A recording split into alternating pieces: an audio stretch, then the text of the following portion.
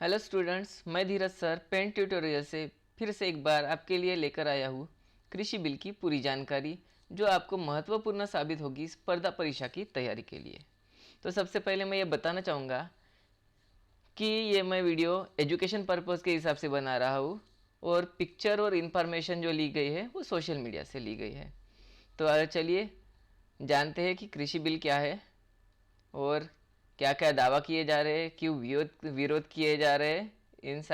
इसकी सारी जानकारी आपको इस वीडियो में मिल जाएगी। मोदी सरकार ने लोकसभा में 3 कृषि विधेयकों को पारित किया, जिसको लेकर जबरदस्त विरोध हो रहा है। यहाँ तक कि बीजेपी के साथ गठबंधन वाली पार्टियां भी इसका विरोध कर रही है। सरकार पर किसान विरोधी होने का आरोप लग रहा है। मौजूदा सत्तारूढ़ गठबंधन की वरिष्ठ मंत्री हरसिमरत कौर बादल ने इनके विरोध में इस्तीफा दे दिया है। किसान सड़कों पर उतरकर इन विधेयकों का विरोध कर रहे हैं।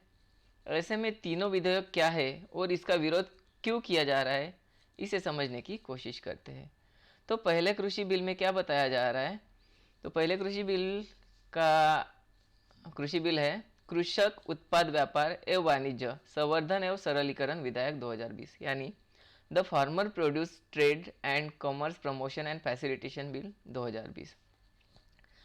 प्रस्तावित कानून का उद्देश्य किसानों को अपने उत्पादित notified agricultural produce marketing committee AMPC यानी तय मंडियों से बाहर बेचने की छूट देना है। इसका लक्ष्य किसानों को उनकी उपज के लिए प्रतिस्पर्धी वैकल्पिक व्यापार माध्यमों से जानकारी मूल्य उपलब्ध कराना है। इस कानून के तहत किसानों से उनकी उपज की बिक्री पर कोई सेस या फीस नहीं ली जाएगी, ऐसा सरकार का कहना है। लेकिन सरकार और कुछ बोल रहे हैं कि इससे किसानों को फायदा भी होगा। तो कौन सा फायदा होगा? यह किसानों के लिए नए विकल्प उपलब्ध कराएगा, ऐसे सरकार का कहना है। उनकी उपज बेचने पर आने वाली लागत को कम करेगा, उनके बेहतर मूल्य दिलाने में मदद करेगा। इससे जहाँ ज़्यादा उत्पादन हुआ है उन क्षेत्रों में किसान कमी वाले दूसरे प्रदेशों में अपनी कृषि उपज बेचकर बेहतर दाम प्राप्त कर सकेंगे, ऐसा सरकार का कहना है। फिर भी अपने किसान भाई लोग क्यों विरोध कर रहे हैं, इसकी जानकारी अपन लेंगे। यदि किसान अपनी उपज को पंजीकृत कृषि उपज मंडी समिति यानी registered agricultural produce market committee के बाहर बेचते हैं तो राज्यों को राजस्व का नुकसान होगा, क्योंकि ये मंडी शुल्क प्राप्त नहीं कर पाएंगे। यदि पूरा कृषि व्यापार मंडियों से बाहर चला जाता है तो कमीशन एजेंट भी बेहाल हो जाएंगे। लेकिन इससे भी महत्वपूर्ण बात यह है कि किसानों और विपक्षी दलों को यह डर है कि इससे अंततः न्यूनतम समर्थन मूल्य यानी MSP आधारित खरीद प्रणाली का अंत हो सकता है और निजी कंपनियों द्वारा शोषण भी बढ़ सकता है। इसलिए किसान भाई इसके विरोध में लगे हुए हैं। दूसरा कृषि बिल है किसान अनुबंध विधेयक 2020, यानी इसमें क्या दिया गया है? मूल्य आश्वासन और कृषि सेवाओं पर किसान सशक्तिकरण एवं संरक्षण अनुबंध विधेयक 2020 ये कायदा है। The farmer empowerment and protection agreement of price assurance and farm service bill 2020, ये इंग्लिश में भी बताया गया है इसमें कि फुल फॉर्म।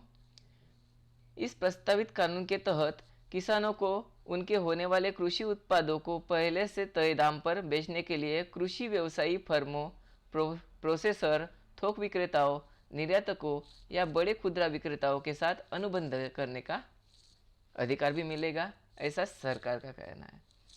और सरकार बोल रहे हैं कि इससे लाभ भी होगा अपने कृषि भाइयों को। तो इससे क्या लाभ होगा? इससे किसान का अपनी फसल को लेकर जोखिम रहता है, वह उसके उस खरीदार की तरफ जाएगा जिसके साथ उसने अनुबंध किया है।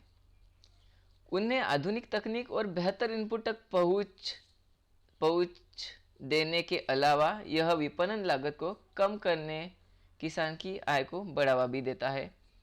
ये लाभ होगा ऐसे सरकार बोल रहे हैं। लेकिन फिर भी किसान भाई लगातार इनके विरोध में हैं। तो ये इस कानून के विरोध में क्यों है? और सेकंड वाला कानून यानी दूसरा कानून क्या बता रहा है और क्या विरोध है? कि किसान भाइयों का कहना है कि संगठन और विपक्षी दलों का कहना है कि इस कानून को खाद्य कृषि व्यवसाय पर हावी होने की इच्छा रखने वाले बड़े उद्योगपतियों के अनुरूप बनाया गया है। यह किसानों की मोलतोल करने की शक्ति को कमजोर करेगा। इसके अलावा बड़ी निजी कंपनियां, निर्यातक, थोक विक्रेताओं और प्रोसेसर को इससे कृषि क्षेत्र में बढ़त मिल सकती है। इसीलिए अपने किसान भाई विरोध जता रहे हैं। तीसरा बिल जो पास किया गया है सरकार के द्वारा वो है असेंशियल कमोडिटी बिल 2020, यानी सॉरी आवश्यक वस्तु संशोधन विधेयक 2020। इसको इंग्लिश में बोला जाता है इसेंशियल कमोडिटीज अमेंडमेंट बिल 2020। इसमें कहा गया है कि यह प्रस्तावित कानून आवश्यक वस्तुओं की सूची से अनाज, दाल, तिलहन, प्याज और आलू जैसी कृषि उपज को युद्ध, अकाल, असाधारण मूल्य वृद्धि व प्राकृतिक आपदा जैसी असाधारण परिस्थितियों को छोड़कर सामान्य परिस्थितियों में हटाने का प्रस्ताव करता है तथा इस तरह की वस्तुओं पर लागू भंडार की सीमा भी समाप्त हो जाएगी। फिर भी सरकार इसके कुछ लाभ बता रहे हैं, तो ये भी अपन देख लेंगे अच्छे से। इसका उद्देश्य, लाभ में बता रहा है कि इसका उद्देश्य कृषि क्षेत्र में निजी निवेश, एफडीआई को आकर्षित करने के साथ साथ मूल्य में स्थिरता लाना है। विरोध, इससे बड़ी कंपनियों को इन कृषि जिन्सों के भंडारण की छूट मिल जाएगी जिससे वह किसान पर अपनी मर्जी थोप सकेंगे। सरकार का पक्ष कृषि मंत्री नरेंद्र सिंह तोमर, अभी कृषि मंत्री कौन है? नरेंद्र सिंह तोमर ने कहा है कि किसानों के लिए फसलों के न्यूनतम समर्थन मूल्य एमएसपी की व्यवस्था जारी रहेगी। इसके अलावा क्या होगा? प्रस्तावित कानून राज्यों के कृषि उपज विपणन समिति एमपीएमसी कानूनों को अतिक्रमण नहीं करता है। यह विधेयक यह सुनिश्चित करने के लिए है कि किसानों को मंडियों के नियमों के अधीन हुए बिना उनकी उपज के लिए बेहतर मूल्य मिलेंगे। ठीक है, उन्होंने कहा है कि इन विधेयकों से यह सुनिश्चित होगा कि किसानों को उनकी उपज का बेहतर दाम मिले। इससे प्रतिस्पर्धी बढ़ेगी और निजी निवेश के साथ ही कृषि क्षेत्र अवसंरचना का विकास होगा और रोजगार के अवसर पैदा होंगे। ये लाभ तीसरे बिल में बताए जा रहे हैं, फिर भी कृषि भाई विरोध करते जा रहे हैं। और इनका विरोध का कारण क्या है, इसका मैंने एक 4 पॉइंट बनाया है। 4 पॉइंट में अपन समझ लेंगे कि ये विरोध क्यों किए जा रहे हैं और विरोध करना जरूरी भी है या नहीं। तो विरोध में पहला पॉइंट है, इसमें किसानों व अन्य राजनीतिक पार्टियों का कहना है कि अगर मंडियां खत्म हो गई तो किसानों को न्यूनतम समर्थन मूल्य यानी मिनिमम सेलिंग प्राइस नहीं मिल पाएगी। इसलिए एक राष्ट्र एक एमएसपी होना चाहिए, ये किसान भाइयों का कहना है। विरोध का दूसरा कारण यह है कि कीमतों को तय करने का कोई तंत्र नहीं है। इसलिए किसानों व राजनीतिक दलों की चिंता यह है कि कहीं निजी कंपनियां किसानों का शोषण न करें। ठीक है, तीसरी चिंता यह भी है कि व्यापारी इस जरिए फसलों की कमजोरी करेंगे, इससे कमजोरी नहीं करेंगे, जमाखोरी करेंगे। इससे बाजार में अस्थिरता उत्पन्न होगी और महंगाई भी बढ़ेगी। ऐसे में इन्हें नियंत्रित किए जाने की आवश्यकता है। चौथा विरोध, राज्य सरकार को चिंता यह भी है कि अगर फसलों के उचित दाम राज्य में नहीं दिए जाएंगे तो किसान पड़ोसी राज्य में जाकर अपनी फसलें बेच सकेंगे। ऐसे में राज्य सरकार को फसल संबंधित दिक्कतों का सामना करना पड़ सकता है। ठीक है, तो ये सारी डिटेल इंफॉर्मेशन देखने के बाद कुछ इम्पोर्टेंट पॉइंट्स है।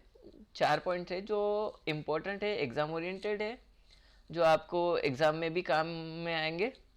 तो सबसे पहला पॉइंट है किसान आंदोलन की शुरुआत। किसान आंदोलन की शुरुआत कब हुई?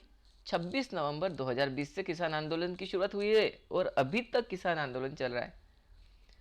फिर 3 बिलों के नाम, कौन कौन से 3 बिल है ये मैं आपको बताना चाहूँगा। इनके अंग्रेजी और हिंदी दोनों में मैंने ये नाम लिखा है। पहला बिल है कृषि उत्पाद व्यापार एवं वाणिज्य संवर्धन एवं सरलीकरण विधेयक 2020, यानी the farmers produce trade and commerce promotion and facilitation bill 2020। दूसरा बिल कौन सा है?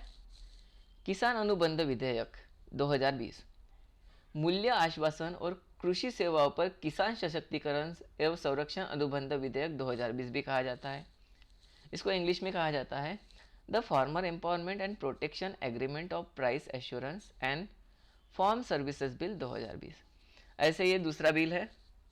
तीसरा बिल है इसेंशियल कमोडिटी बिल 2020, यानी आवश्यक वस्तु संशोधन विधेयक 2020 का ये बिल है। भाइयों, मैंने पूरी कोशिश करके आपको ये तीनों बिल समझाने की बहुत कोशिश की है। तो आपको अगर मेरा वीडियो अच्छा लगता है और ऐसे ही इन्फॉर्मेशन और चाहिए आपको एग्ज़ाम ओरिएंटेड, तो प्लीज़ मेरे चैनल को दिल से सब्सक्राइब करो, लाइक करो, शेयर करो। धन्यवाद।